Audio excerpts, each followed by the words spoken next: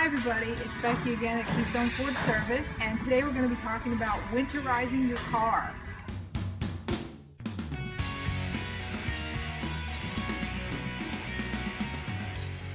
So first thing we want to start with is your battery.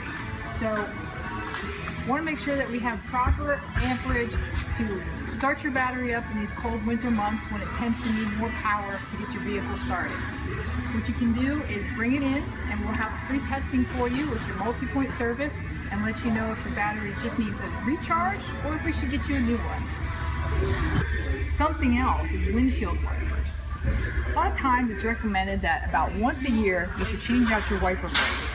Now some signs to let you know that it may be time for a change would be if your windshield wipers should chatter across your windshield, or in the rainy times if they're just taking the water and smearing it across the front of the windshield. You can also help maintain them a little bit longer by every now and again taking a wet rag and just wiping across the blades to help clean them up a little bit. Normally I recommend every inspection that you have once a year is a good time to remember to change your wiper blades. So another thing that's critical in the winter months, we want to make sure your fluid levels are adequate.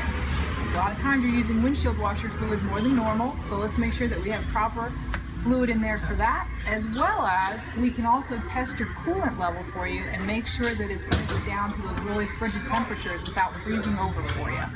And of course, tires are another thing that's important. We want to make sure that we're having proper tire tread to have a good enough traction against all that snowy weather.